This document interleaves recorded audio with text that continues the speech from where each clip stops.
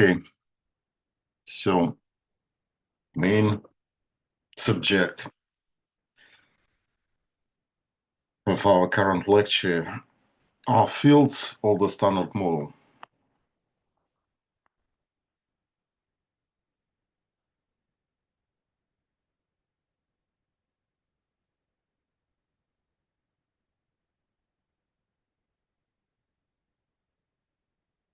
First, I'd like to say that principally all the fields in standard model can be divided on several classes. They are carriers of interaction,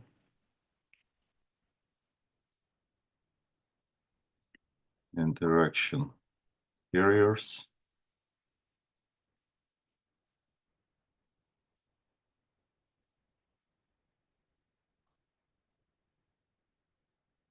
They are photons,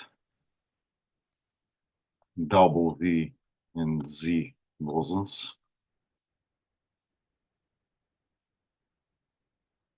gluons.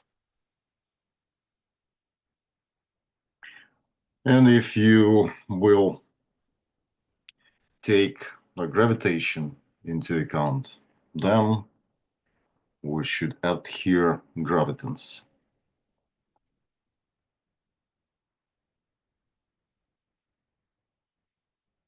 And the point is that interaction carriers are bosons.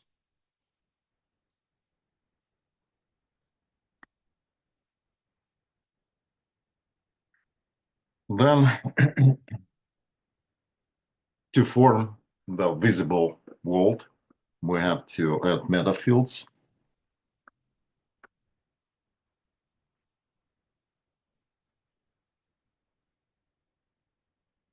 Quarks and leptons.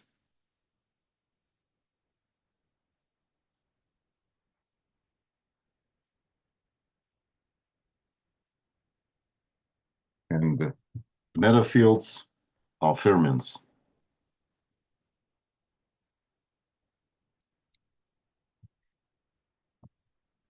Next, we can divide particles according to the internal properties. For example, particles of strong interactions are hadrons.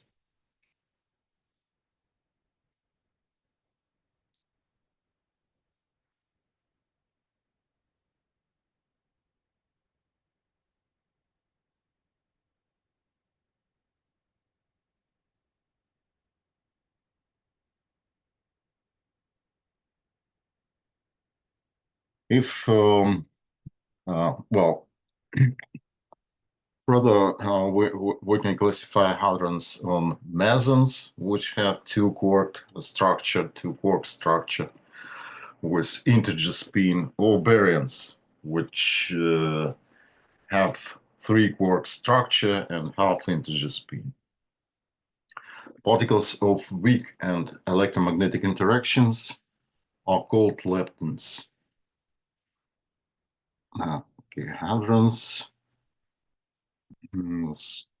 Spin of the hadrons can be 1 and 1/2.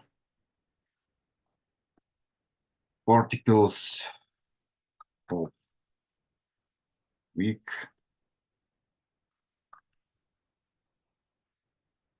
and electromagnetic interactions are leptons.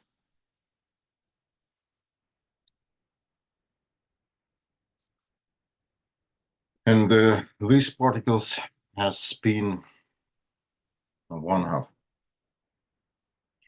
The mass of particles is provided by some special boson, the so-called Higgs boson. It is a scalar field with spin 0.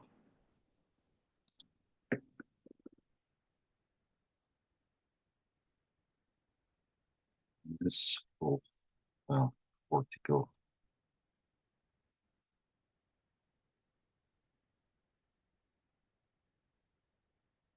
Higgs boson.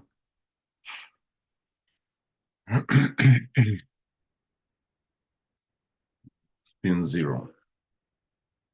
In fact, this is just unique discovered scalar particle in the nature. And there's a big question why. Also, we can say that particles can be changed, charged and neutral. And concerning neutral particles, they coincide in properties with and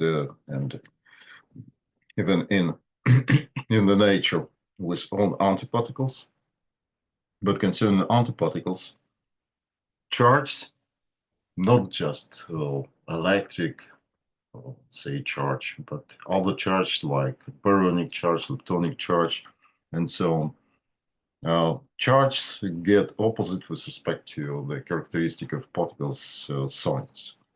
So if you're talking about, say, lepton with leptonic charge equal to, for example, 1, then that means that antiparticle to this lepton will has the lepton charge -1. And also here, we can talk about some exotic objects like glue balls, pentaquarks, d-baryons, and so on. Some of them have been discovered experimentally at the Large Hadronic Collider. So now about the structure of the Standard Model.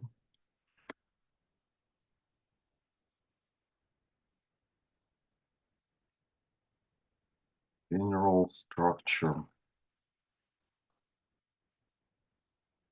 of Standard Model. In fact, if we're talking about particles, we're talking about fields. Particles, in some sense, equivalent to fields. But for any field theory, it's important to have the formulation in terms of the action, in terms of the Lagrangians. So field theory is formulated in terms of the action, which is in our case, four-dimensional case, is presented as integral over coordinates of four-dimensional space-time. And here we have the Lagrangian density, which depends, in fact, on the coordinates of this space-time, on fields and derivative of fields. And it is quite important to understand the structure of this Lagrangian density. Because principally, for absolutely any field theory, the structure of this Lagrangian density comes as follows. L, x, phi, d phi. We have three pieces inside of this object. The so-called kinetic term, or terms, if we're talking about many fields, plus the so-called mass term, or terms, and plus terms of interactions. And the structure of all of these three terms is very special. Let's begin with the structure of this part, the kinetic part of the Lagrangian density.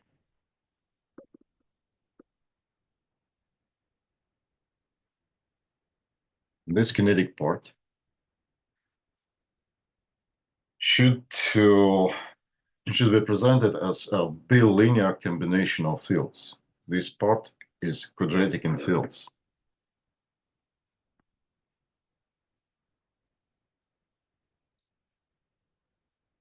Quadratic in fields. And for bosons, this part contains second-order differential operators.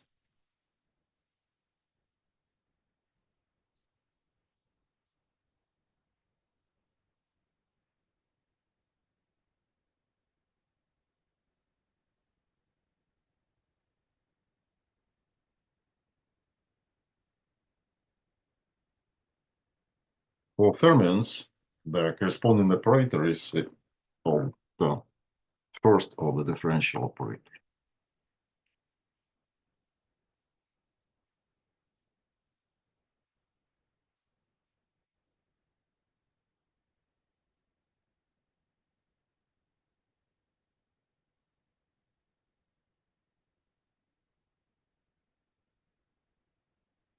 Now, concerning the next part of the Lagrangian density, the part of which describes the mass of particles. Now, mass. Again, this part is also quadratic in fields.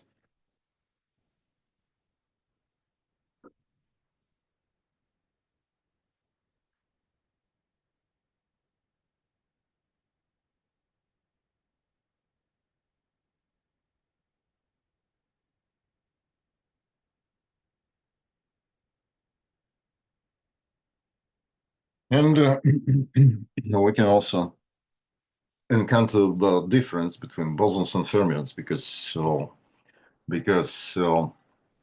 for bosons, this part is proportional to m square, the square of the mass of the particle or particles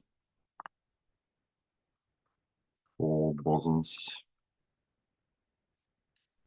and proportional to the first power in m for fermions.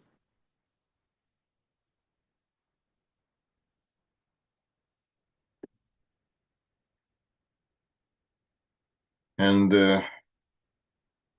even at this level of understanding the structure of these parts of action, one can say that principally according to these properties, it's possible to say that fermions is the square root of bosons in some sense, in the sense of the construction of the Lagrangian densities. And finally, we have the part concerning interactions of particles. Is the most complicated part of the Lagrangian in any theory. Our interaction. It contains high degrees of fields.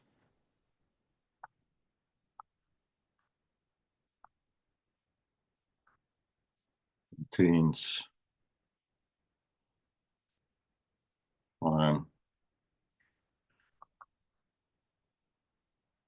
degrees of fields.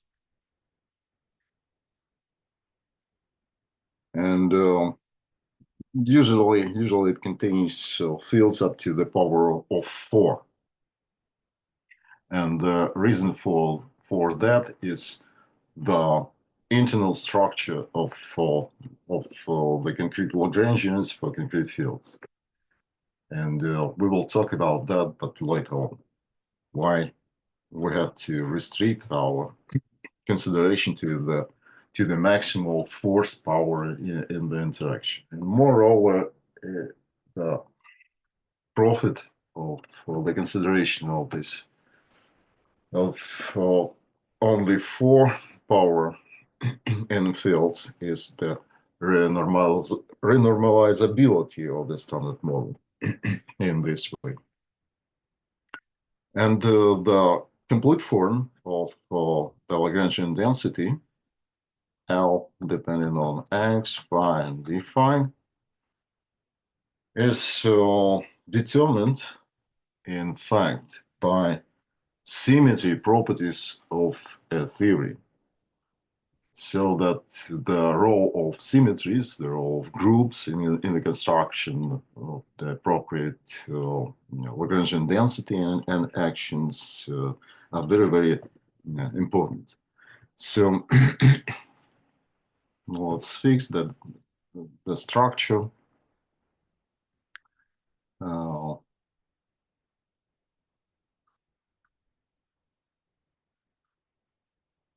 symmetry of a theory.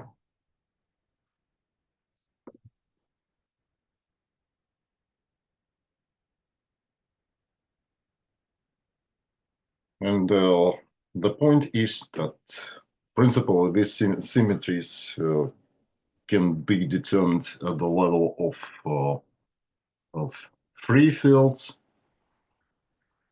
which will include two parts, just kinetic part and mass part. If fields will possess masses. But then, after determining the symmetry of a free theory, we have to construct the part related to interactions of fields, taking into account this symmetry of free theory. We're skipping these properties. In fact, that is why the interaction part is the most complicated to construct in any field theory. Okay, so now the main objects, main fields of the standard model has spin 0, spin 1/2, spin 1, and possibly, as I have said, the gravitation, including the gravitation, we'll suppose that we're dealing with spin 2. And our aim is to understand the structure of the Lagrangian density, so all the action for all of these objects. So let's begin with scalar field.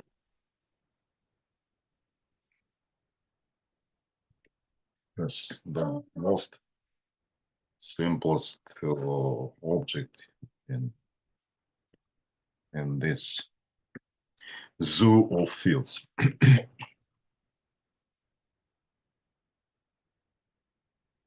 Scalar field action.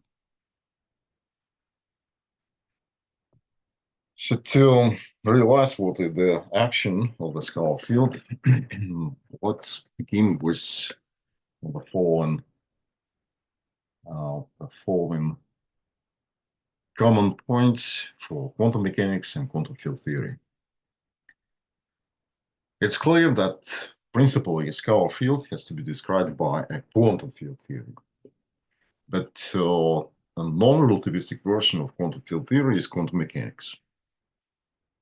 We know that the main equation of quantum mechanics is nothing but the Schrödinger equation. And this equation comes as I h bar of d psi over dt equal to the Hamiltonian operator acting on the wave function. And the standard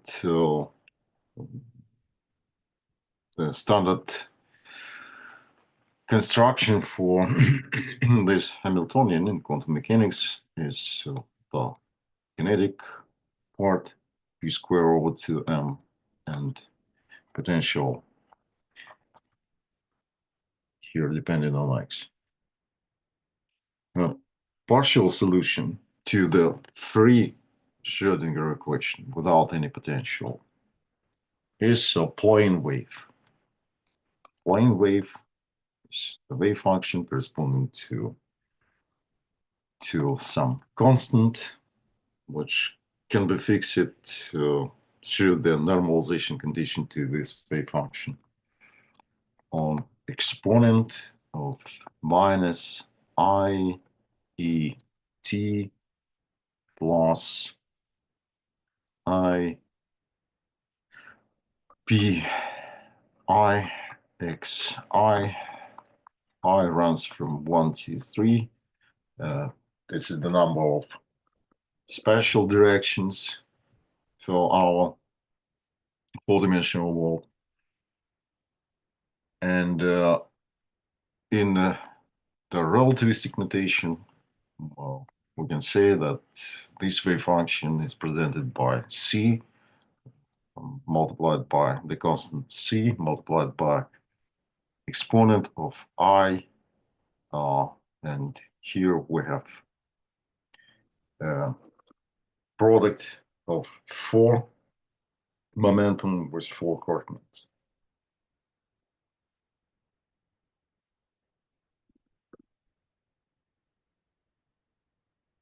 Well, contracted in the Lorentz invariant manner, of course. So in the relativistic notation, p mu equal to p0 and 3 vector p. P0 is related to energy in this way, minus energy over the speed constant, speed of light constant. Here we have 3 vector of the momentum and x mu, then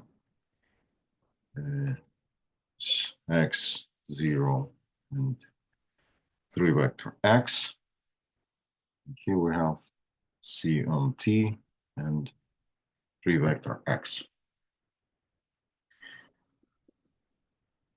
Okay, and the point is that principally any equation which will describe dynamics of particles in quantum field theory, or dynamics of fields corresponding to particles, and the limit then c turns to infinity, and this non-relativistic limit will turn to the Schrödinger equation or the equation of Schrödinger type.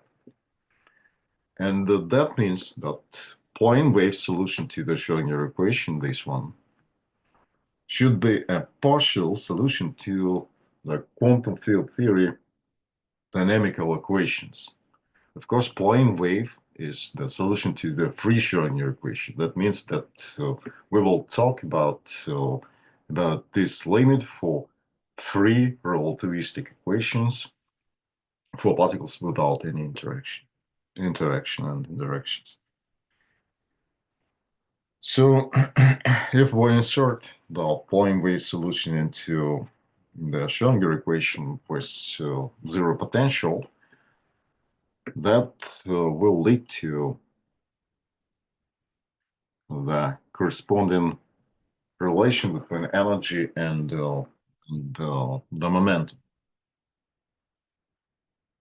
E equal to p square over 2 m.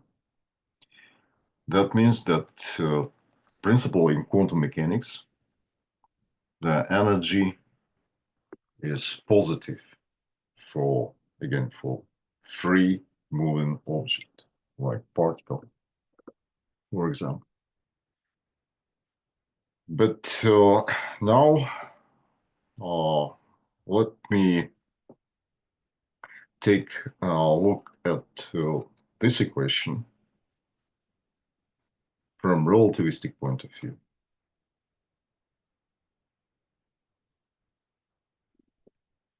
The relativistic analog of energy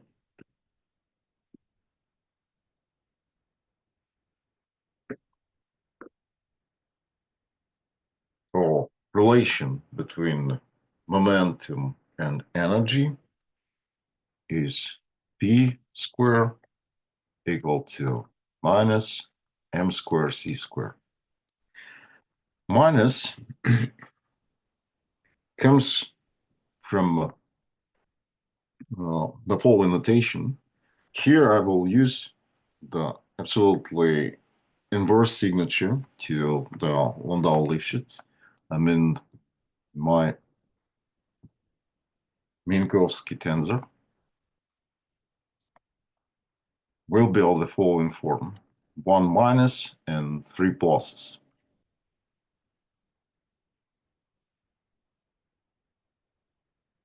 And therefore, in this signature of the metric, the p square equal to m square usual relation looks as follows with additional minus sign, because was taken into account this p square coming from the definition of the momentum for momentum in terms of energy and in terms of free momentum.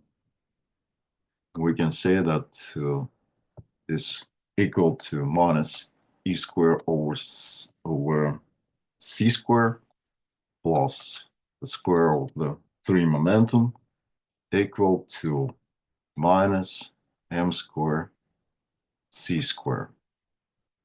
So that it's clear then in the case then free momentum equal to 0, the energy, the combination of the square energy will be proportional to the positive square of mass. Okay, so now I'd like to simplify the notation and I'd like to use the so-called Heaviside units, in which h bar equal to c equal to 1. And this unit system expression for energy comes from the operator equation p square plus m square acting on some psi equal to 0 for psi proportional to the plane wave construction I p mu x mu. And if I turn to the realization of the momentum in terms of differential operators, that means that if I replace p mu operator with minus I d mu, where d mu is the derivative over all 4 coordinates of our 4-dimensional space-time. From this operator equation, I get what is usually called as Klein-Gordon-Fock equation. D'Alembert minus m square acting on some object which I will denote as phi depending on x equal to 0. D here is the following combination of 4 derivatives.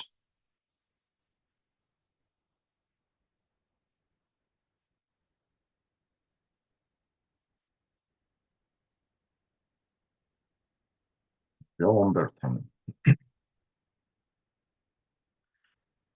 And here we have Klein-Gordon-Fock equation.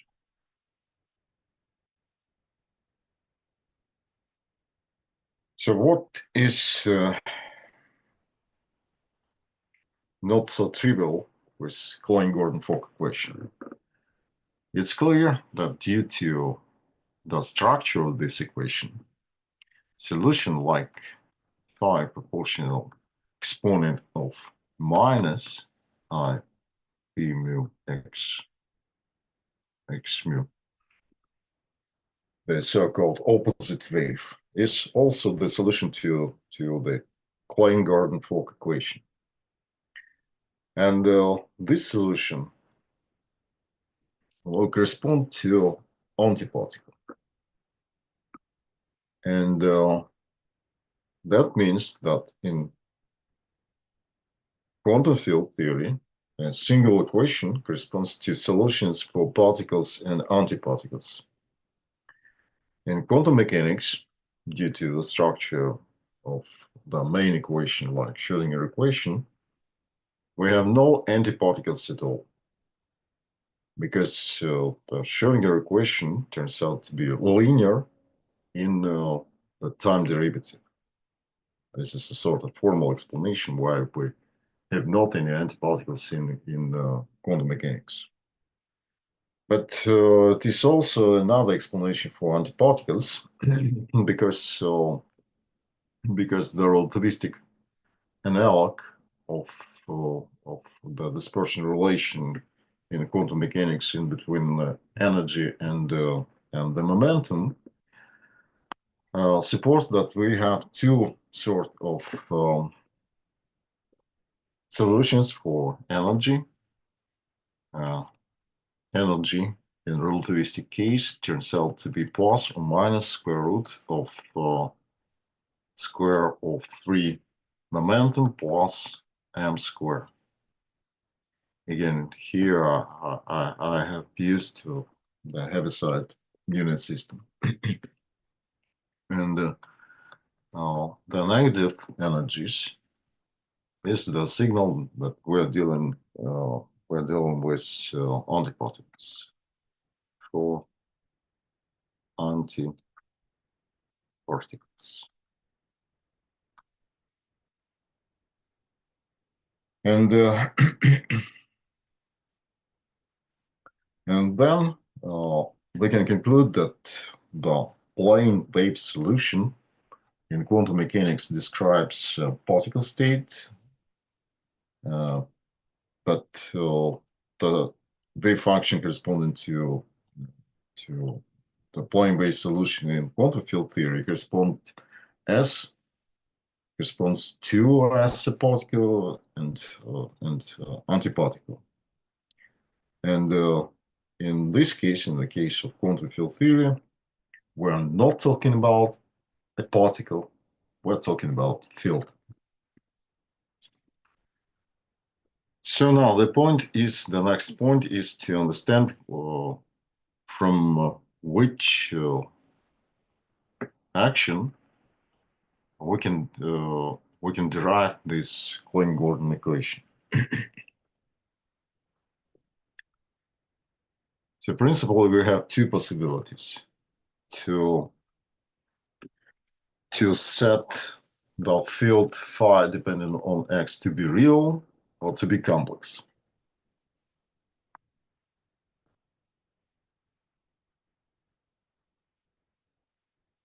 So let's fix phi on x as a real field, then the action for this field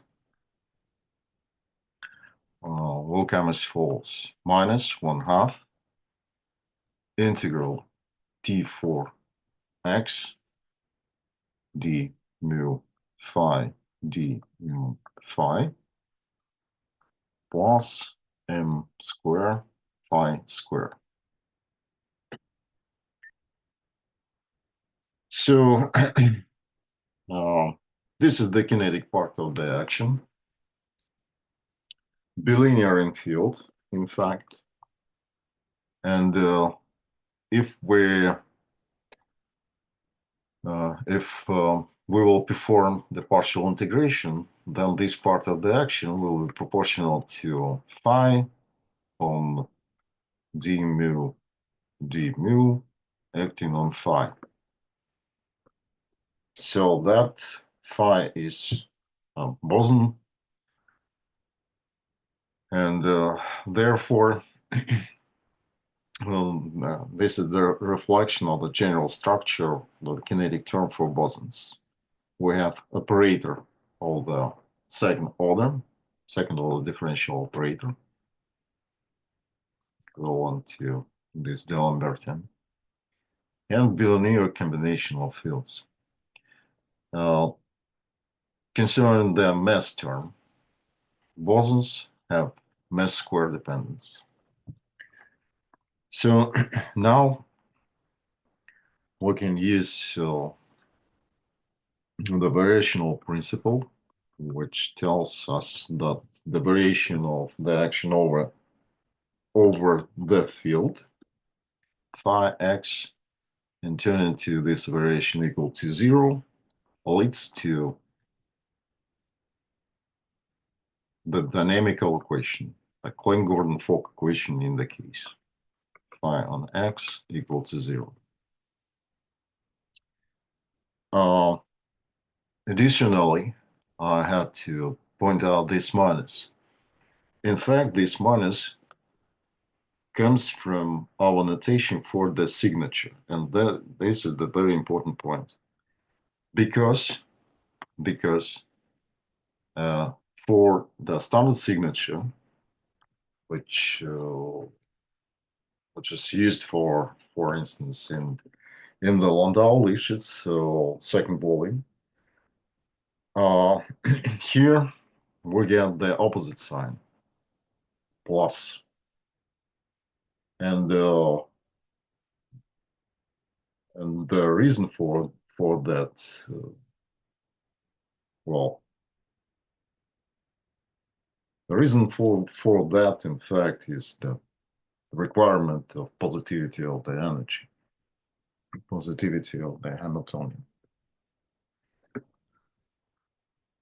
Okay, so the next option here is to take the complex valued scalar field phi x, and here we have two objects, phi and phi bar, phi complex conjugate. But formally, we can treat these objects as independent ones. And if so, the action then turns out to be minus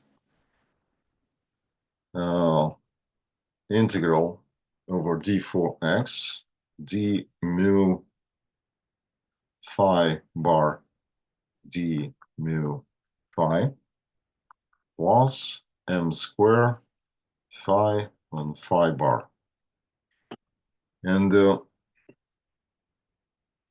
we can vary over, say, phi bar to get the dynamical equation for phi by itself, phi on x equal to 0.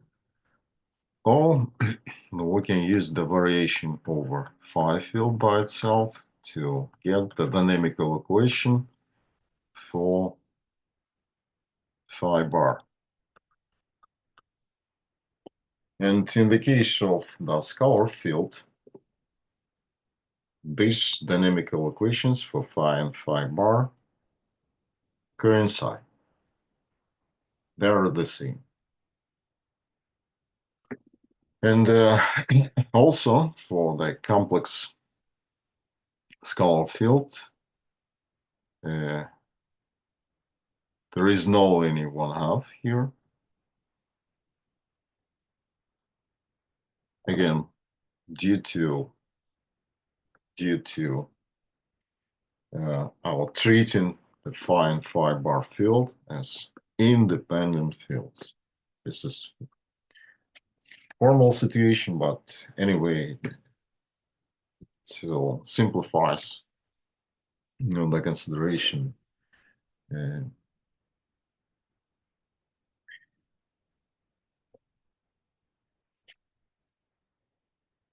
Simplifies the consideration.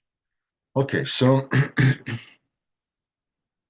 the next field of the standard model has spin 1/2.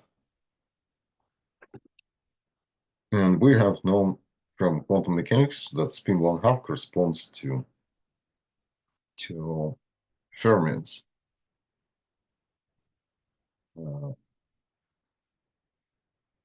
Particles of Fermi-Dirac quantum statistics.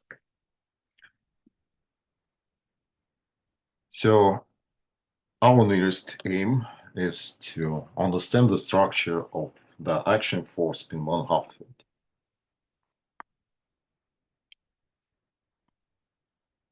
Spin one half field action.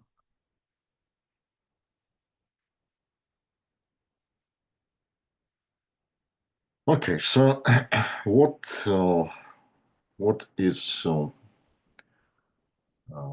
what was the reason behind rebranding the Klein-Gordon Folk equation for spin one half? As we have known, Klein-Gordon Folk equation admits the existence of solution with negative energy. And for sure, before discovering antiparticles experimentally, this fact was a sort of doubt in the correctness of the Klein-Gordon equation by itself. And the problem, the main problem, was in the second derivative in time. So that Dirac was first who proposed a relativization of the Schrödinger equation. The Schrödinger equation is based on the first derivative in time. So the proposal by Dirac was to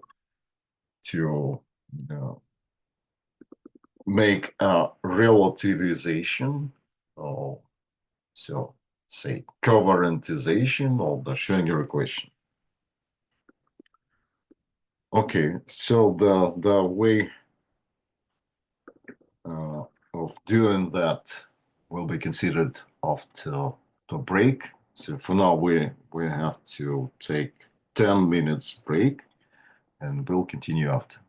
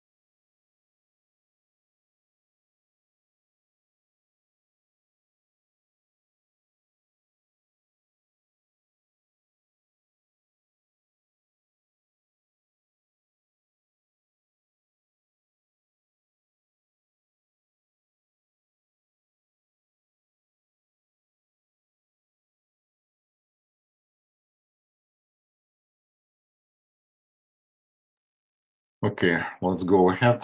So to understand the construction of one-half field, spin one-half field action, first of all, we have to understand the logic behind the construction of the equations of motion. So that the Dirac's proposal was to figure out relativization of the Schrodinger equation having the first order derivative in time. That means that we should introduce, instead of derivative of time, the corresponding operator corresponding to the zero component of four momentum. Recall that four momentum by itself is related to the four derivative, but to form the relativistic invariant equation, then inevitably in this equation it will appear four components of four momentum. This procedure is related to what is usually called covariantization. Therefore, our relativistic Hamiltonian for spin one particle, this operator will be linear. In a four momentum operator. And again, we will follow the requirement that plane wave is a partial solution to equation of motion. Therefore, in the case of spin one-half field, it should be a partial solution to at least to free equation of motion for spin one-half field. That means that the form of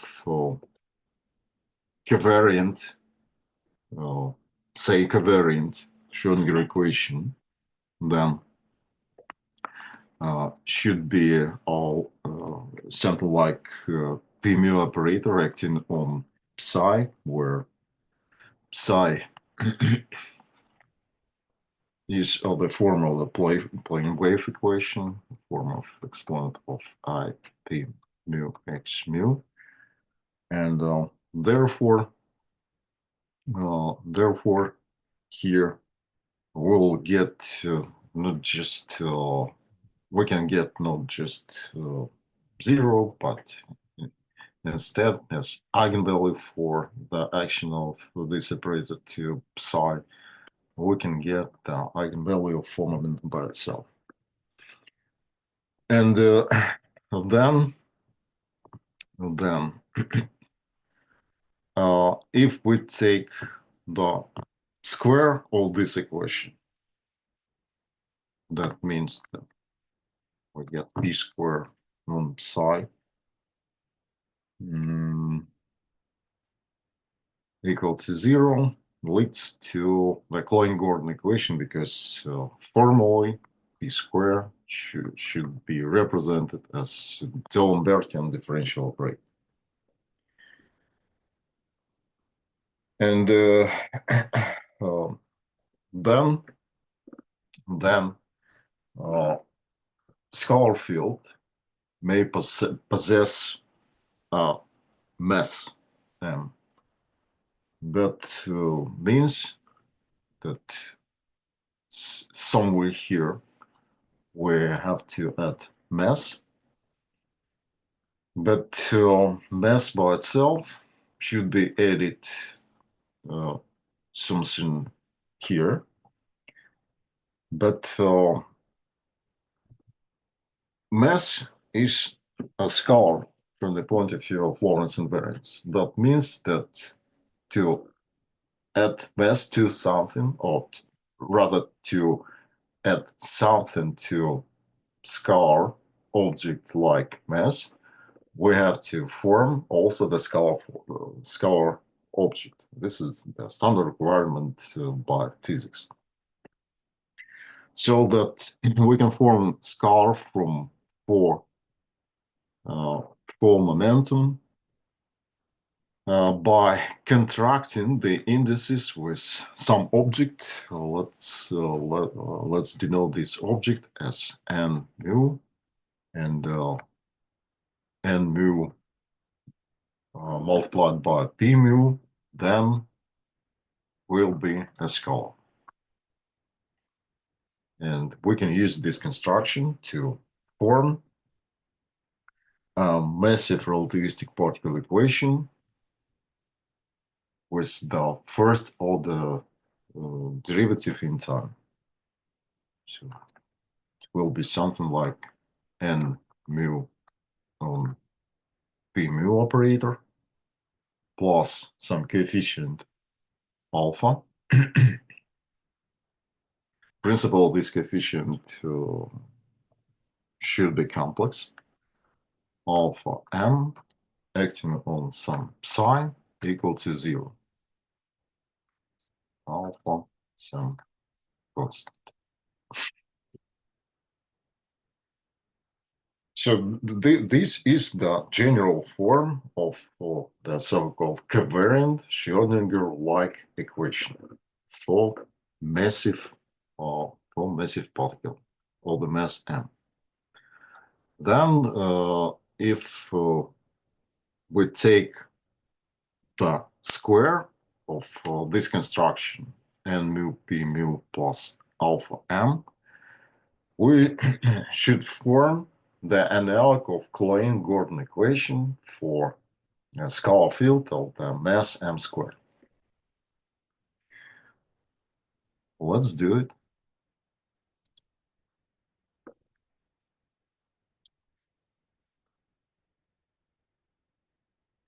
So let's take sorry. Let's take the operator n nu on p nu, and let's act by this operator on the formed equation n nu p mu plus alpha m on psi. So now we have n nu p nu p mu plus alpha m n nu p nu acting on psi.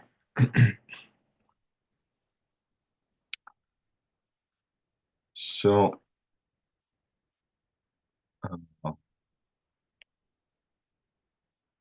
the first term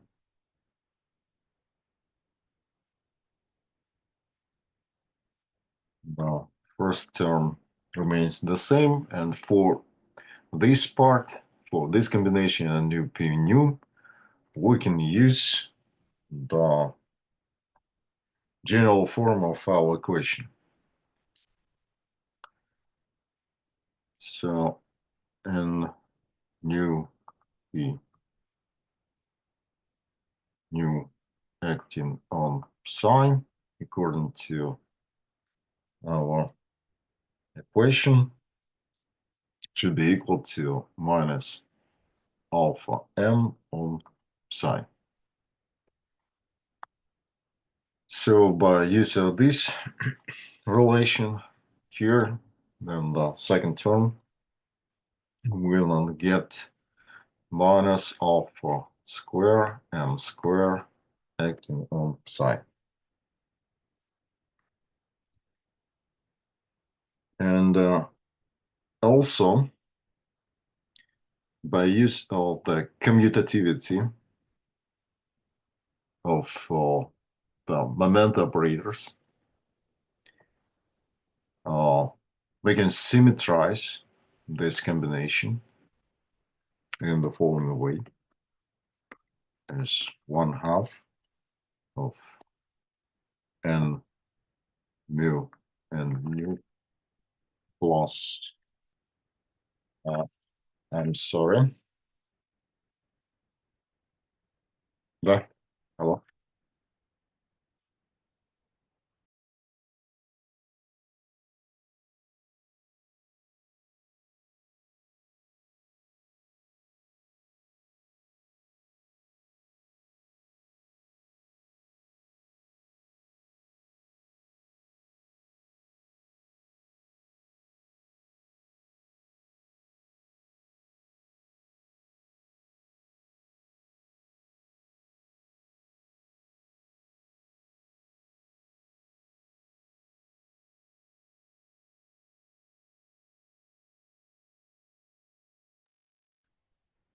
Okay, so symmetrization of this and mu combination comes as follows: plus n nu and mu, p nu,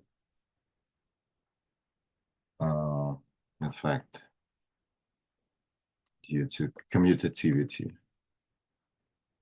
I can use here the inverse order of these operators, p nu minus alpha square m square acting on psi equal to 0. Okay, so now we have to compare this structure with Klein-Gordon-Fock equation. In Klein-Gordon-Fock equation, we have p square plus m square acting on psi equal to 0. So comparing what we got with the Klein-Gordon equation, we can notice that this 4 vector and mu formally should satisfy the following condition, that n mu and nu plus n nu and mu should be equal to twice the inverse metric tensor of the Minkowski space, eta mu nu. And for alpha square here, we get that alpha square should be equal to -1. And that's okay for alpha. We have said that alpha is constant and it could be a complex valid constant. But what is wrong with these 4 vectors and mu and n nu? Principally, we can say that if these 4 vectors are just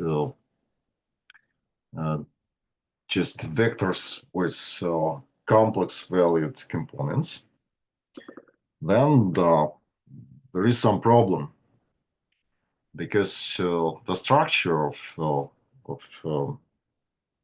the metric tensor is such that for mu not equal to nu, the right-hand side of this expression should be equal to 0. That means for mu not equal to nu, and mu and nu plus n nu and mu should be equal to 0. It's impossible to realize on the level of vectors, but it's possible to realize on the level of matrices, so that these objects and mu, they are matrices.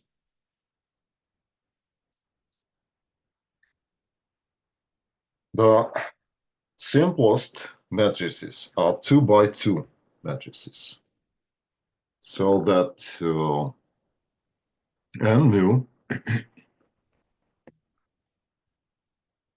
and mu by itself, if they are matrices,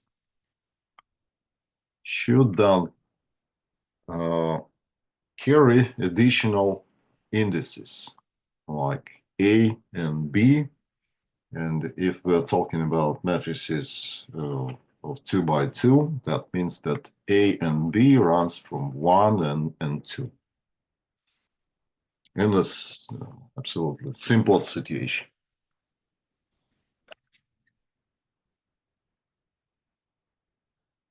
Okay, so if so, the so-formed operator n mu p mu being a scalar with respect to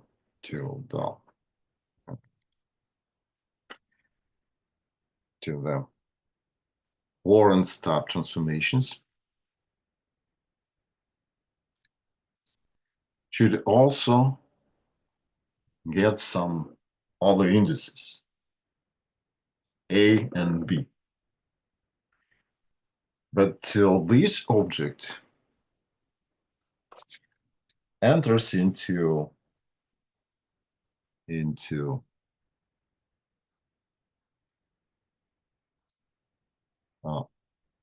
well, better to say acting on psi plus alpha m acting on psi. So this object enters into our equation for the field psi. And now with taking into account additional indices A and B, we have to understand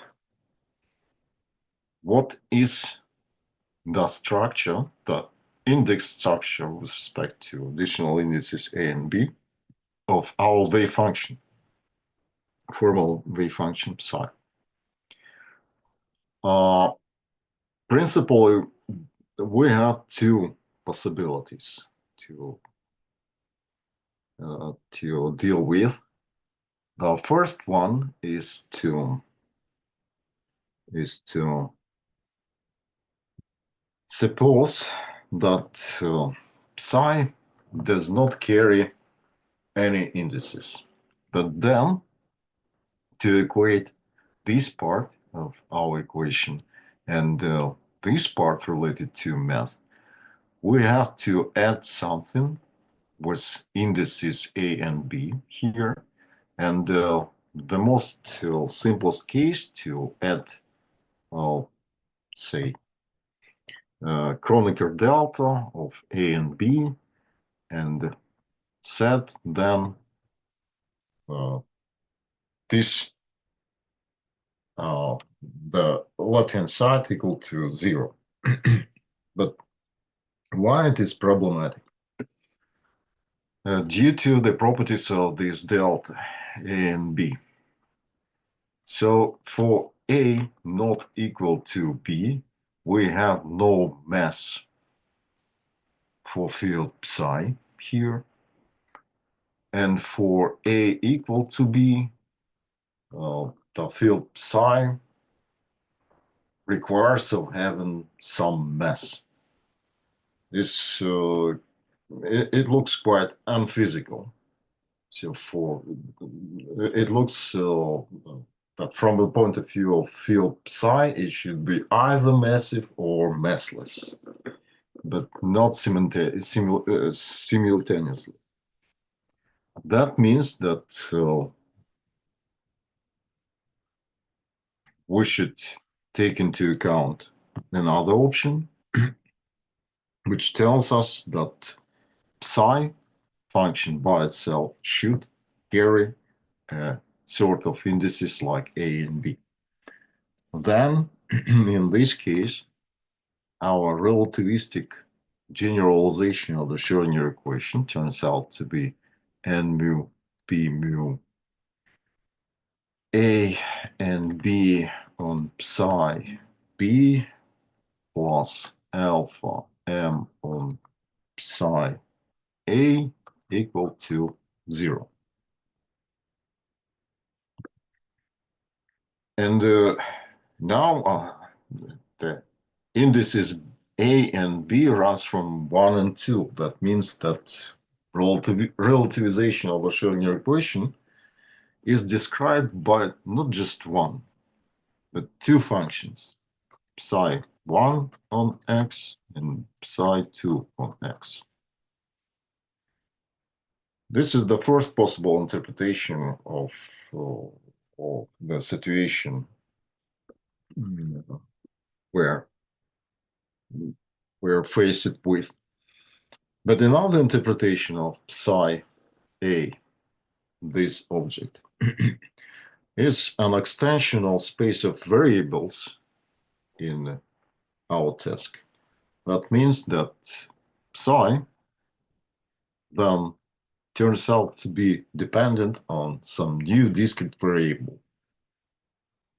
Psi depend on x nu and from some sigma, and sigma equal to 1 and 2 is a sort of new discrete variable. Then the question is, what are additional degrees of freedom which can be described by this new discrete variable? So the answer has known, and new degrees of freedom describe the particle spin. And now we'll turn to the discussion of how it's possible to describe the spin. It's clear that according to quantum mechanical construction of angular operator,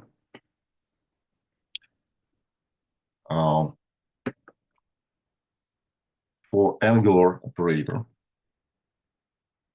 Mn, we have 2x Mpn, where these square brackets means the antisymmetrization over indices m and n. And we know from quantum mechanics that the projection of the angular momentum operator onto some quantization axis, say z-axis, takes 2L plus 1 discrete values from minus L to plus L. And now we would like to use a sort of analogy between the discrete eigenvalues of the angular momentum operator and these internal new degrees of freedom related to indices sigma runs from 1 to 2. So that we will talk about some internal angular momentum of a particle equal to 1/2. And then for internal angular momentum, which usually called a spin, we have just two projections, so -1/2 and +1/2. And these two values should be the eigenvalues of the corresponding operator, quantum mechanical operator, like a particle spin operator. And now we have to understand what is the formula of this operator.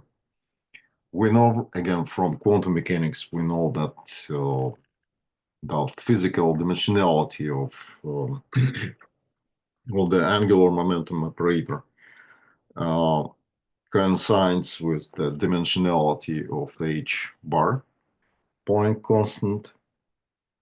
And also we have known that it's always possible has a linear transformation to choose the diagonal representation of the spin operator in some basis. And from this point of view, the operator related to spin is introduced in the following way, that S equal to 1/2 h bar on some sigma, where sigma is a sort of operator which the exact form of which we have to determine. And in the diagonal representation, say for the quantization axis, so along z direction, the diagonal representation for this operator should be of the following form: sigma z should be equal to 1 and minus 1, 0, 0. And that means that we have definitely two projections on the z-axis equal according to the so determined operator for spin, -1/2 and +1/2. And from this explicit form, matrix form of this operator, we can conclude that the square of this operator, sigma square z, equal to unit matrix, unit operator. But principle, the quantization axis in three-dimensional space can be arbitrary, can be chosen arbitrary. That means that instead of z, we can use x or y axis. That means that formally sigma square x or sigma square y should be the same as the square of sigma in z direction. So that this matrices should be equal to the unit matrix. And now we can take the analogy between angular momentum operator with the corresponding algebra of the angular momentum operators and the spin, so that we will require by the analogy absolutely the same algebra for spin operators as the algebra of usual angular momentum in quantum mechanics. That means that we will require the following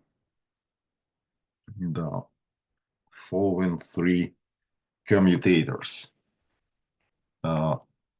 Imaginary unit multiplied by sx with x sy should be equal to minus h bar s z. Then s z with I s x should be equal to minus h bar s y, and the third commutator s y with s z equal to I h bar s x. So that this algebra of commutation relations for components of operator, spin operator, leads to the following commutation relation in between sigma operators, so sigma matrices, sigma n commutator equal to imaginary unit on epsilon M and K, sigma K.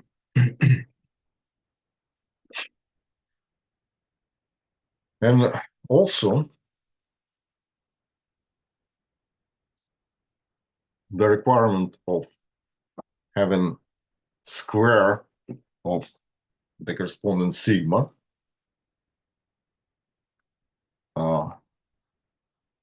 sigma s square, sigma y square, sigma z square should be equal to 1 to unit matrix 2 by 2. From this requirement, we can extend this algebra just to the combination sigma m and sigma n. It should be equal according to this commutation relation. Imaginary unit on epsilon m and k sigma k, and according to the requirement of having the square equal to 1, we should add something like alpha on the Kronecker delta mn. So, so that from this relation, it follows that when m not equal to n, the sum of sigma m, sigma n with sigma n and m equal to 0 for m not equal to n. But the requirement of having square equal to unity can be realized in the following form of anti-commutator of two matrices sigma m, sigma n. Sigma m, sigma n plus sigma n, sigma m equal to 2 delta m n. So what we have constructed, we have commutator relation for sigma matrices and anti-commutator relation for them.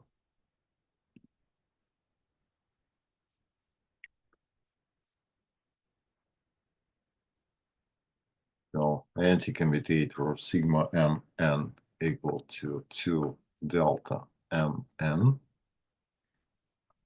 Commutator of sigma m n equal to 2 I epsilon m n k sigma k.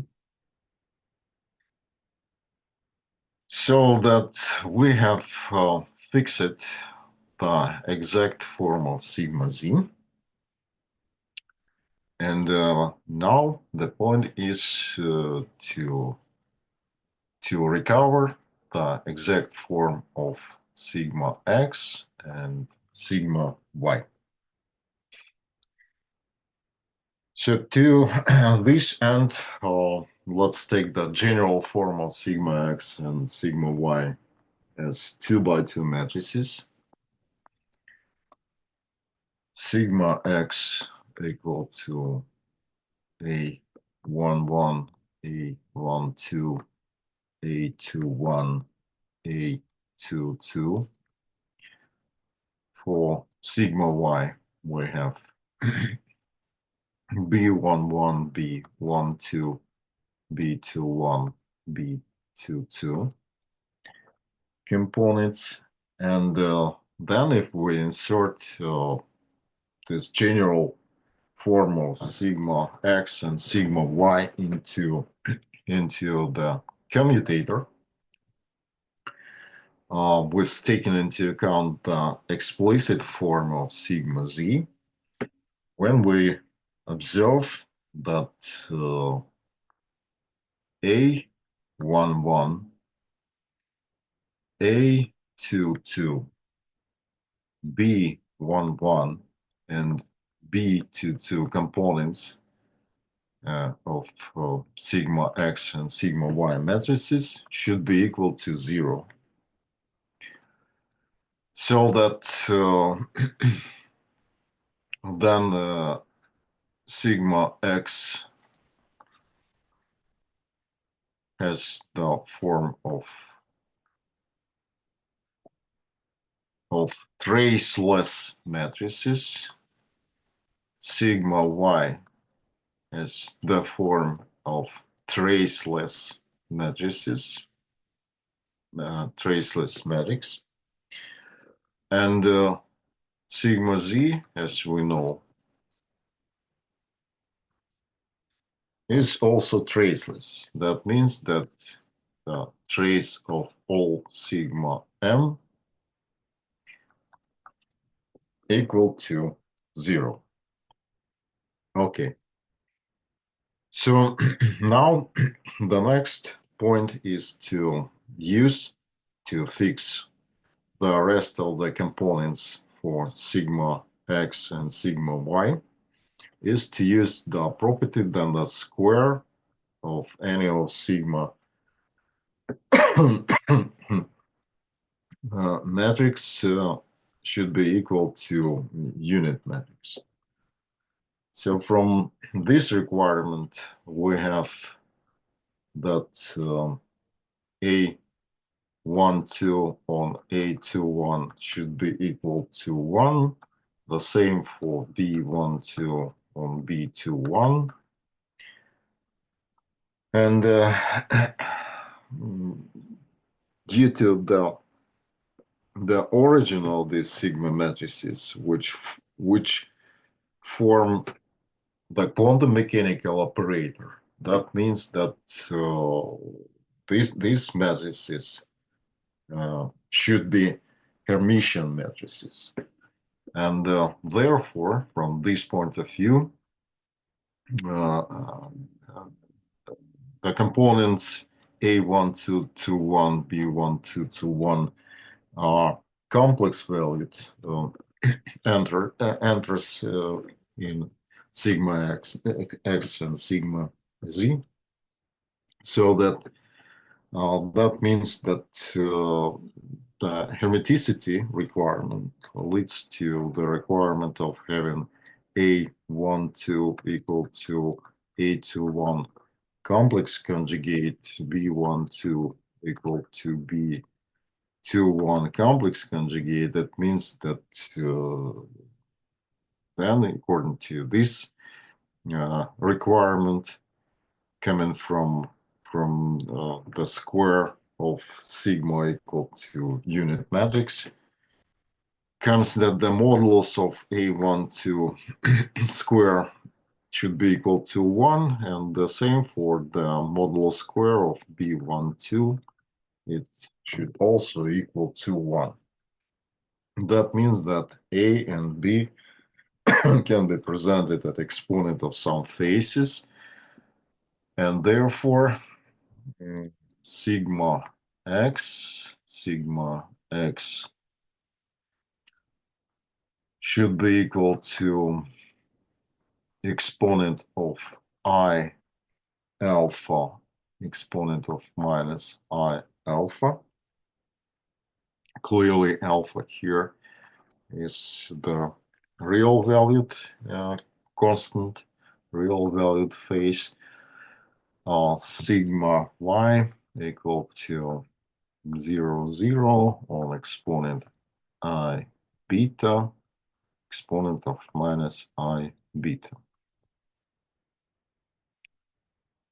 Alpha, beta are reals, and alpha, beta are some constants. And then to fix alpha and beta, we can use the anti-commutator of sigma x and sigma y. It should be equal to 0. That means that exponent of I on alpha minus beta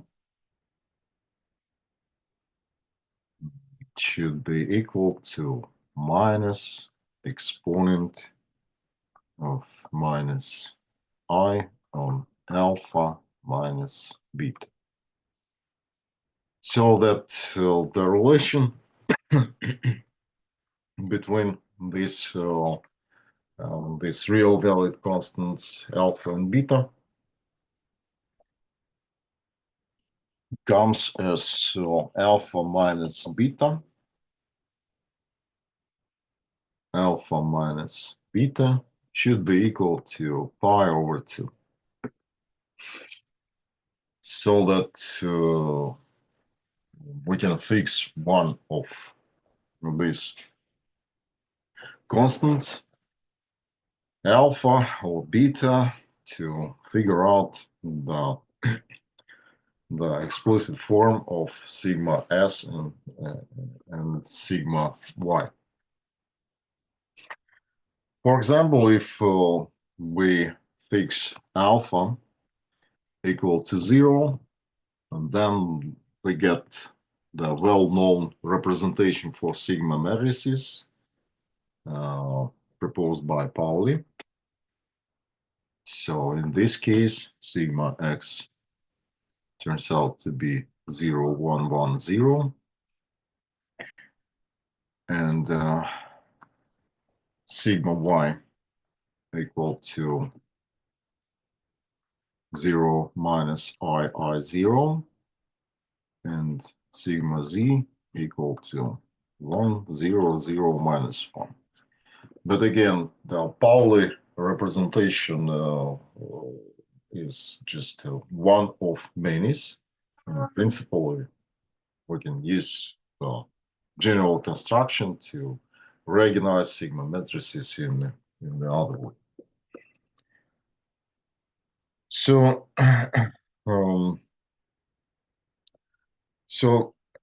ideologically, we have used the analogy between the spin and the angular momentum as a sort of internal angular momentum of a particle. But I should say that it's just an analogy and nothing more. Because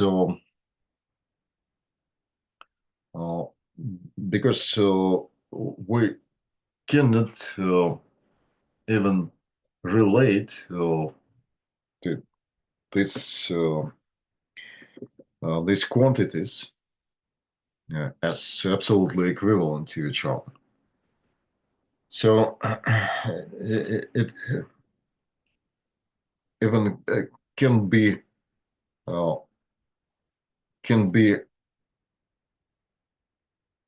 understood at the level of the realization of the angular momentum operator in matrix form and the spin by itself. So the spin is realized in the form of 2 by 2 matrices. But the first non-trivial realization for the algebra of the angular momentum, according to the requirement of having 2L plus 1 on 2L plus 1 matrices for integer values of L. So the first non-trivial realization for L equal to 1 is the realization by 3 by 3 matrices. So that this example definitely shows that principally the spin and angular momentum are absolutely different things in quantum mechanics, and the analogy in between spin and angular momentum is nothing more than that analogy. Okay, so this is the time to to get a short break for 5 minutes, and let's get this break.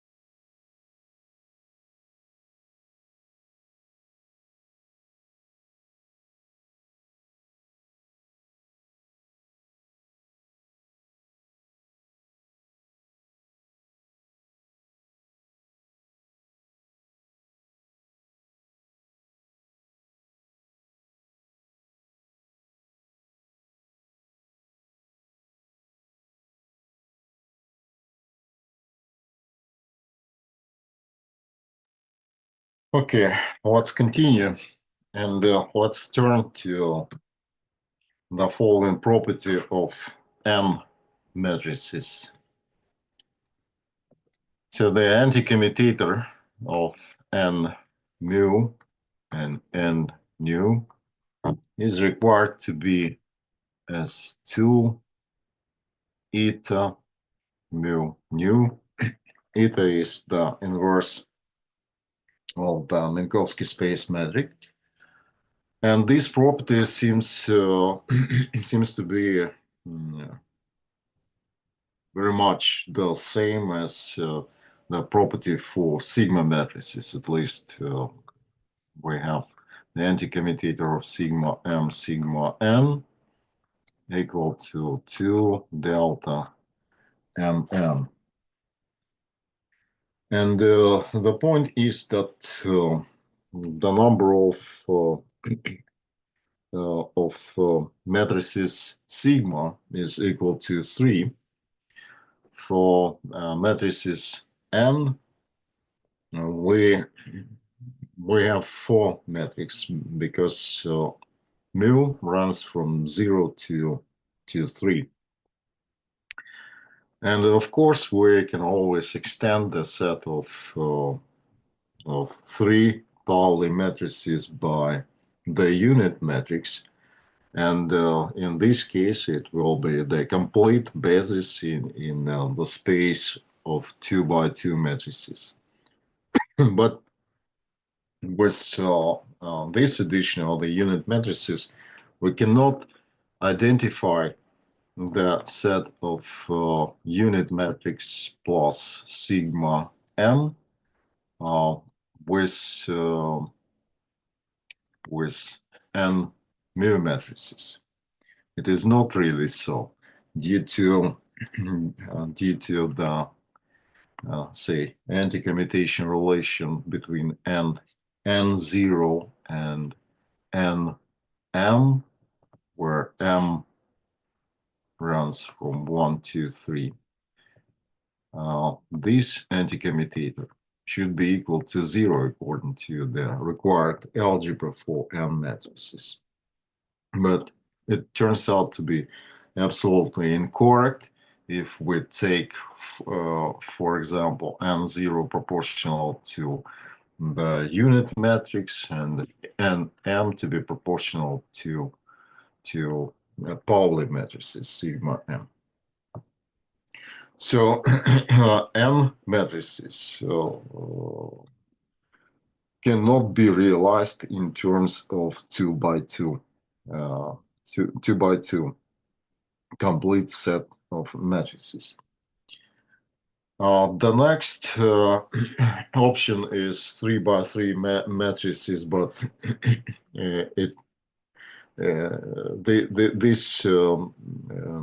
this case is not described the half integer spin.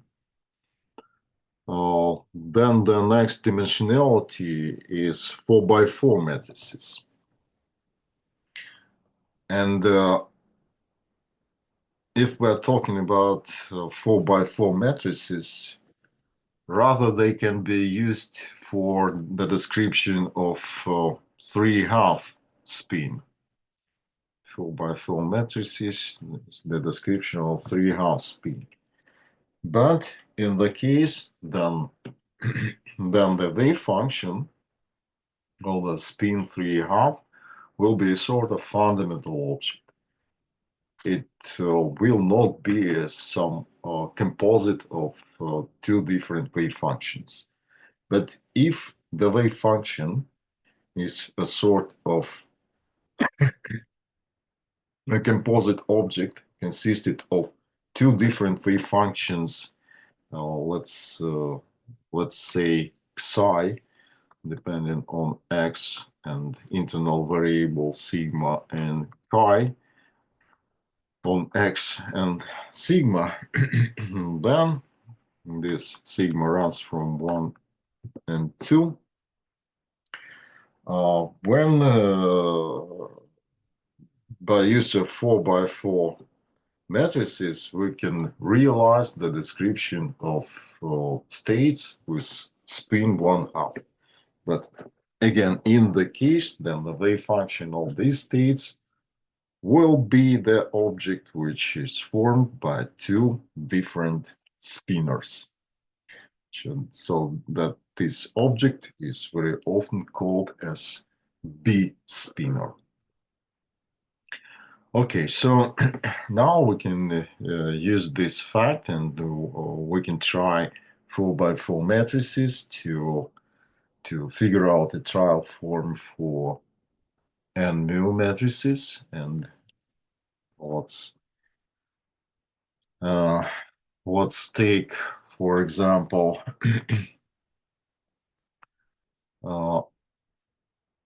n matrices in the form of tilde m with tilde n with index m, which runs from 1, 2, and 3, and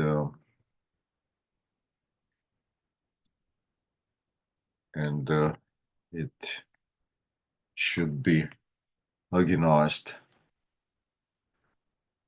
as traceless structure here, and here we will use sigma m matrices.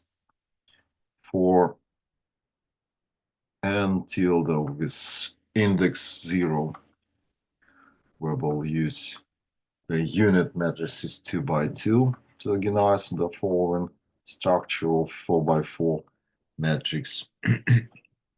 And in this realization, it's possible to verify that the anti-commutator of n tilde mu and n tilde nu is equal to 2 on delta mu nu, and it corresponds to four-dimensional Euclidean space. But we can turn to the Minkowski space by use of the formal using of the imaginary unit, so that for n0 equal to imaginary unit multiplied by n tilde 0 and n m to be the same as n tilde n, the algebra and n mu and n nu then turns out to be the algebra of the anti-commutators, which is necessary for these n matrices. But it is more convenient to set up 4x4 matrices related to this n mu in the following way. Let's introduce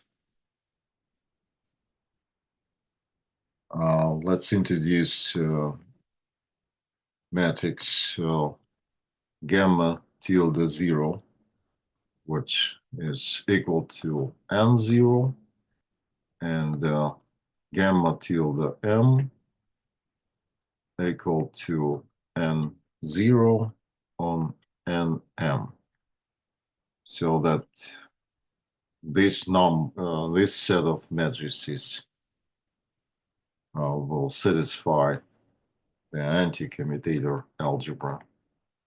Gamma tilde mu, gamma tilde nu equal to 2 eta mu nu, and these matrices are traditionally entered the Dirac equation minus I on gamma tilde mu on d mu plus alpha m acting on psi equal to 0. So alpha is the constant which square is required to be equal to -1, so that we can fix alpha equal to minus imaginary unit, and therefore the final form of the Dirac equation, which we will deal with, comes as follows. So alpha square equal to -1, that means alpha equal to plus or minus imaginary unit.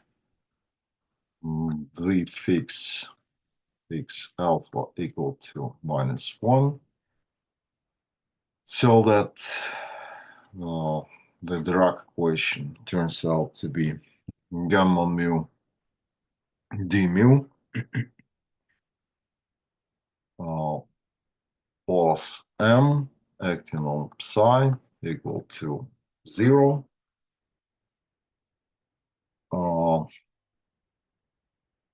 Psi is the cone of 4 components: psi1, psi2, psi3, psi4.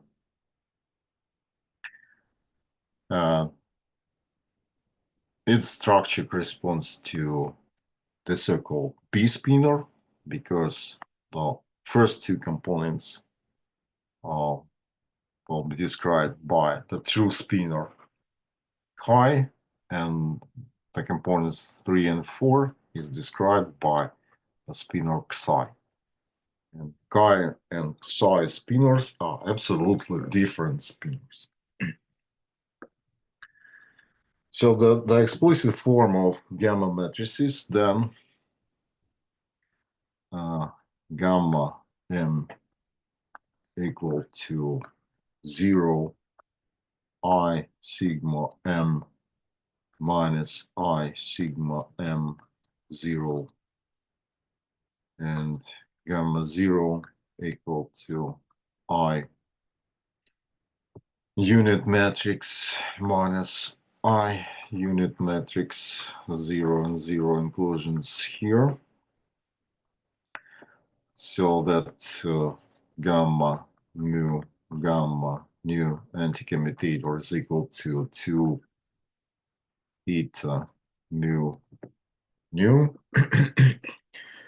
This explicit form of gamma matrices corresponds to the so-called Pauli-Dirac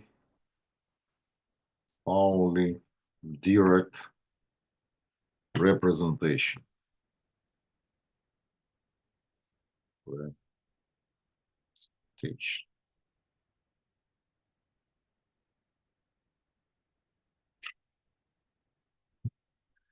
So we have completely fixed the objects which enter the dynamical equation for spin 1/2 field, and we have fixed this equation by itself, this one, the famous Dirac equation.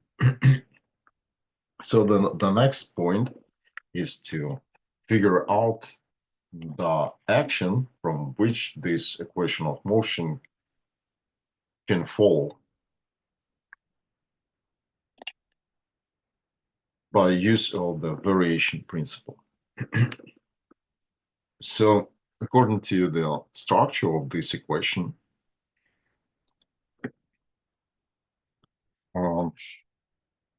gamma mu d mu plus m psi equal to 0. So the naive form of the action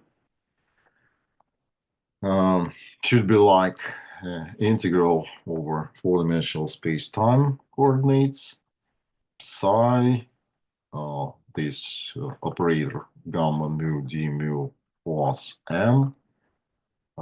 By the way, this differential operator is often called as the Dirac operator acting on psi.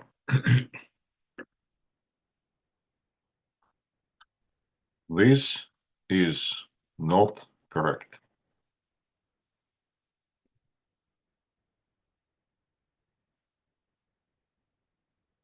So there are many reasons why this naive action is not correct.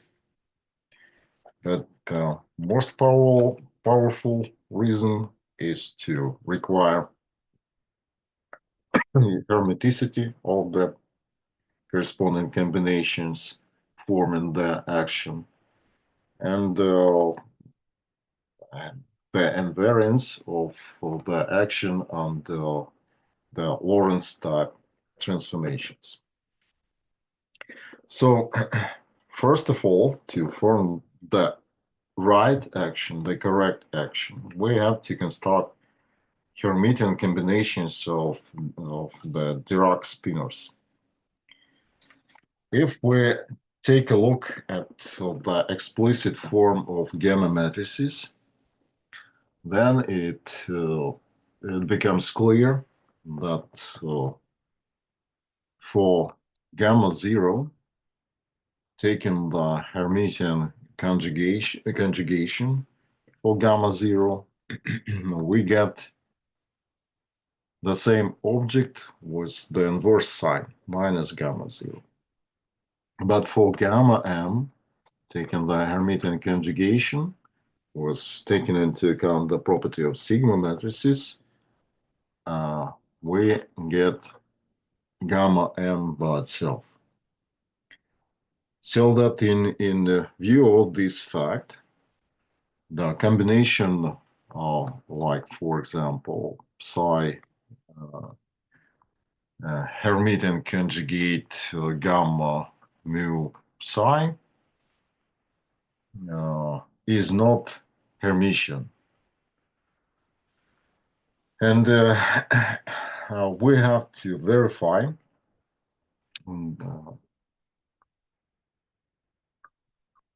not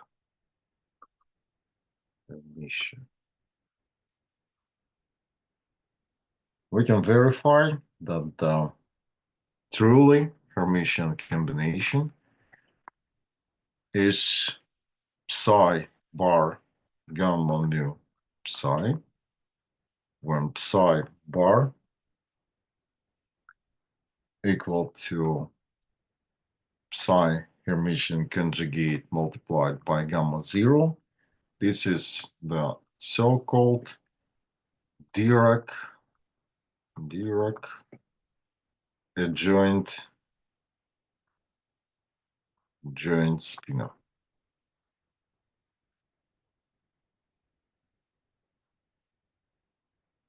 So that this combination is Hermitian.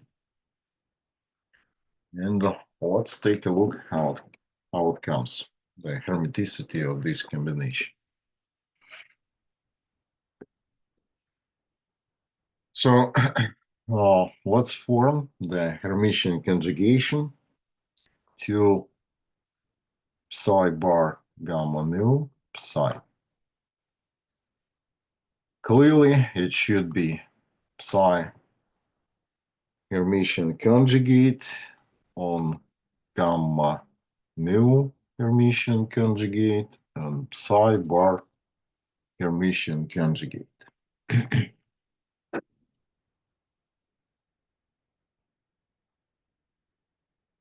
Psi bar is equal to psi Hermitian conjugate gamma 0, so that here we have psi cross gamma mu cross gamma 0 cross and psi. So now we have to take into account the properties of gamma matrices. Gamma 0 cross equal to minus gamma 0. Gamma m cross is equal to gamma m. Therefore, for this combination of gamma matrices, gamma mu cross on gamma 0 cross,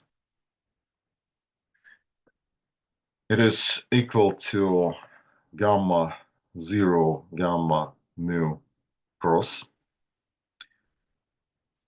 Then if mu equal to 0, then we have gamma 0 gamma 0 Hermitian conjugate. Clearly here we have, according to the property, anti-commutator of gamma matrices, gamma mu gamma nu equal to 2 eta mu nu. Eta mu nu, 0, 0 component of eta mu nu equal to minus 1. Therefore, gamma 0 equal to minus 1. This is the same as gamma 0 by itself. So the combination gamma 0 square Hermitian conjugate is equivalent to the same combination. For mu not equal to 0, then we have gamma 0 gamma m Hermitian conjugate equal to gamma m Hermitian conjugate and gamma 0 Hermitian conjugate, but according to the properties of the gamma matrices here, it turns out to be minus gamma m on gamma 0. According to the algebra of gamma matrices, it is equal to gamma 0 gamma m. So that for the Hermitian conjugation of gamma 0 gamma mu, we get finally the following result: gamma 0 gamma mu. And therefore, psi bar gamma mu psi cross equal to psi cross this combination here is presented by the following combinations of the gamma matrices: gamma 0 gamma mu on psi. Hence, according to the definition of the Dirac joint spinor, we have psi bar gamma mu on psi. So that really this combination is truly Hermitian combination. And it can be used, by the way, in the construction of the kinetic part of our action, because psi bar gamma mu on d mu on psi is also Hermitian combination of fields, matrices, and differential operator. Okay, so the next part in our construction is the mass term for the spin 1/2 field. The mass term should be formed with this quadratic in fields combination, bilinear combination of fields. And mass term should be, looks like m on again, some bilinear combination of fields which should be Hermitian. Multiply it on something, and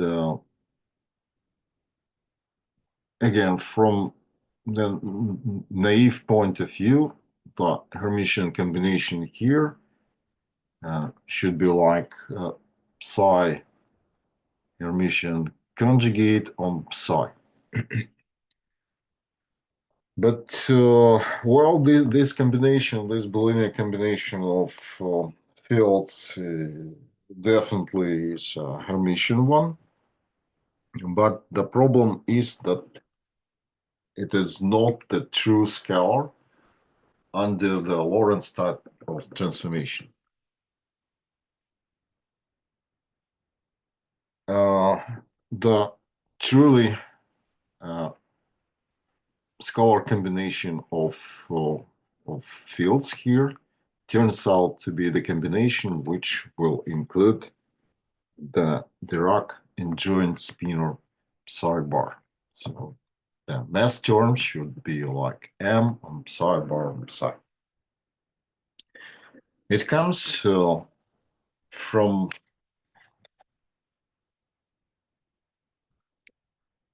the invariance, the required invariance of the Dirac equation and the action by itself under the Lorentz transformation. Usually, Lorentz transformation is related to vectors, tensors, and so on. But here we have spinors. And for spinors, the point is that the matrices of the Lorentz transformations, for example, for coordinates x prime mu equal to lambda mu nu on x nu, so that this lambda mu antisymmetric in indices mu and nu are the matrix realization of Lorentz transformations. So that's at the level of spinors. These transformations are realized through operators S, which are related to this matrices lambda mu nu, through the following expression, that S inverse on gamma mu on S equal to lambda mu nu on gamma nu. So that spinors psi on x prime transform through these matrices S acting on psi on x.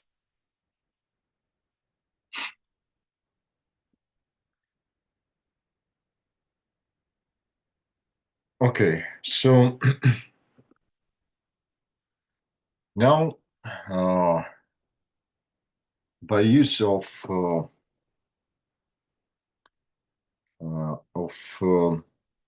the universal relation for Hermitian conjugation of gamma mu, it's easy to see that gamma mu Hermitian conjugate is gamma 0, gamma mu, gamma 0. We can figure out the relation between the inverse and the usual operator S acting on spinors. S inverse should be equal to minus gamma 0 on S Hermitian conjugate on gamma 0.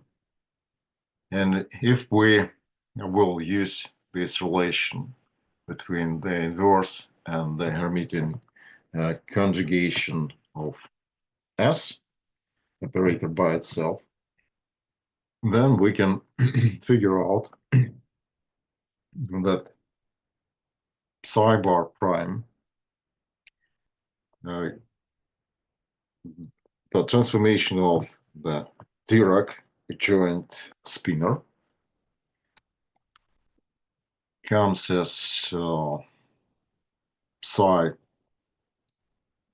cross prime on gamma 0,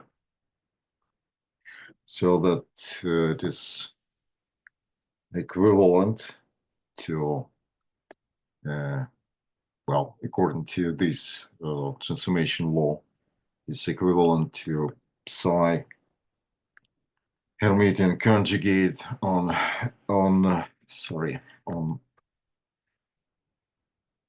S cross on gamma 0. But now we can use this relation between S cross and S inverse, psi cross gamma 0 S inverse. And therefore, this object will transform as psi bar on S inverse, so that the combination psi bar psi transforms under the Lorentz type transformation acting on spinors as psi bar S minus 1 on S on psi. So this combination is invariant. That means that it is the true scalar in terms of psi bar and psi. So this combination is a true scalar, and this combination is Hermitian combination. So that the mass term should be equal to m psi bar psi. So that we can sum up with the following action for the spin 1/2 field. S for spin 1/2 equal to minus integral over d4x psi bar on gamma mu d mu plus m on psi. So now we can vary this action over field psi bar. Again, in the case of complex valued scalar field, we'll treat psi and psi bar as independent variables, as independent fields. So the variation of this action over psi bar leads to the Dirac type equation here, slashed t plus m acting on psi equal to 0, where this shorthand stands for the combination of gamma and d, gamma mu and d mu. And we can compute also the variation of the action over psi. And then we'll deal with the following formal equation of motion for psi bar field, slash d acting on the left minus m equal to 0. So it is equivalent to d mu psi bar on gamma mu minus m on psi bar equal to 0. And here we can encounter the difference in sign in the equation of motion for psi spinor and for psi bar spinor. And this difference in equations of motion is another signal that we use the composite nature of the Dirac spinor, Dirac B spinor to be precise, which is constructed by use of two absolutely different spinors. So we can use principally, we can construct another invariance of gamma matrices and B spinors, which can be used in particle physics. So these sort of combinations are related to pseudoscalar,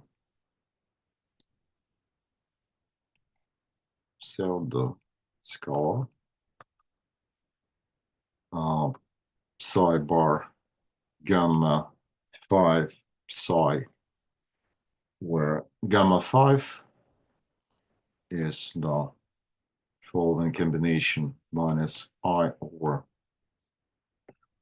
4 factorial of the four-dimensional Levi-Civita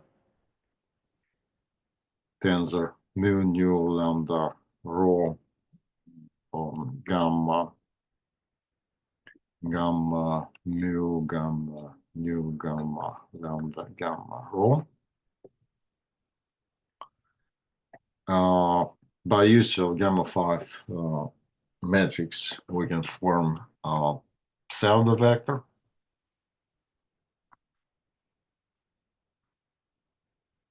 This combination will correspond to psi bar gamma 5 gamma mu psi. Or we can form a second rank tensor. For example, psi bar gamma nu psi, and so on. So principally, some of these invariant combinations, invariant from the point of view of hermeticity and invariance under the Lorentz transformations, can be used in the construction of different parts of the Lagrangians for either for pseudoscalar or pseudo vectors, tensors, and so on and so forth. Okay, so that's all. That's all for today. And if you have questions, so please go ahead. Can I ask some questions? Yes.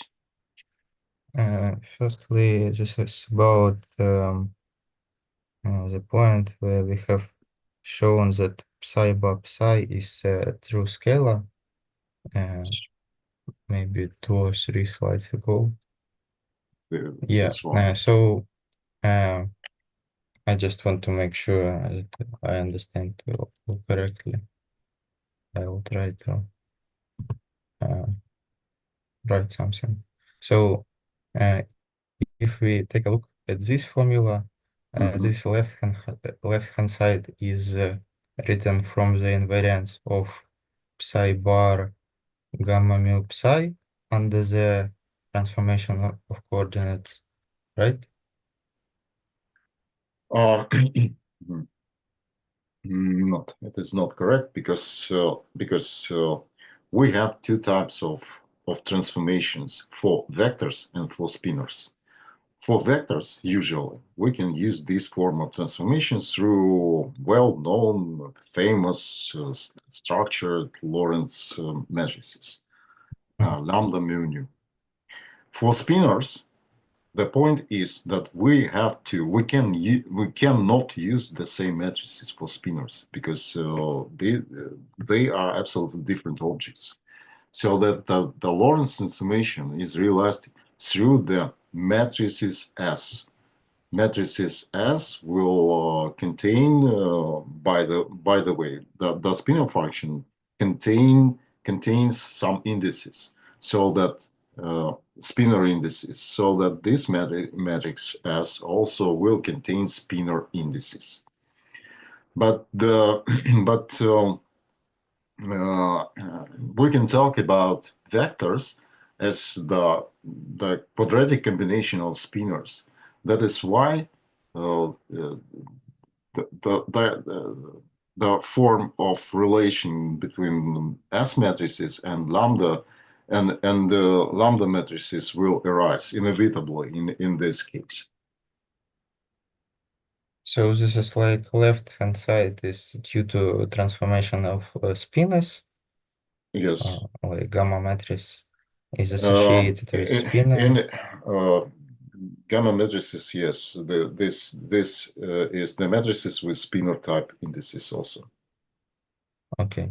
And they are spinors and vectors simultaneously, because gamma matrices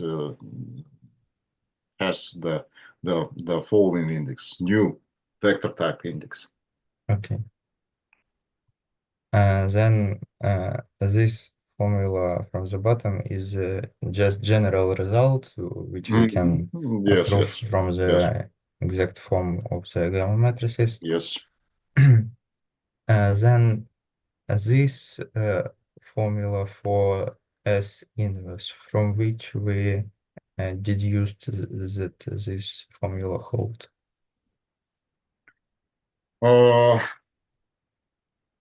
Well, this formula will follow from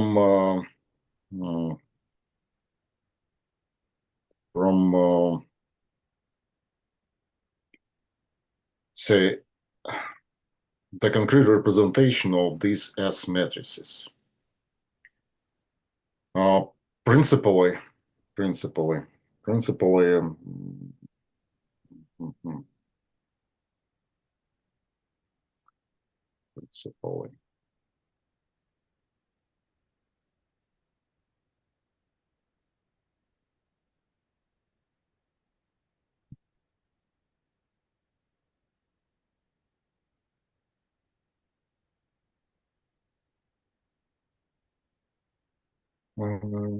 I'm afraid I don't remember correctly what is the origin of this relation, but it should be so to Okay. to realize the things in the way I have mentioned. Okay. Principally, this is about the representation theory of the Lorentz group, in fact, because all things concerning this relation in between S matrices and lambda by itself, the relation of S inverse and S cross by itself, all this stuff comes from the representation theory of Lorentz group, principally. Okay. Thank you. And I also have a question from the very last slide. Well, I wonder how we can prove that this combination is pseudoscalar. We just need to like perform some Lorentz transformation. no. So the indication usually always, if Okay, you have okay, the Levi-Civita tensor, we're okay. talking about pseudo something. Mm-hmm. Okay, good. Thank you. Okay, that's all questions from me. Okay. Do you have any questions? Okay, so if not, let's see all of you on Friday. So thank you very much for coming, and bye-bye. Thank you. Goodbye. Thank you. Thank you. Goodbye. Goodbye.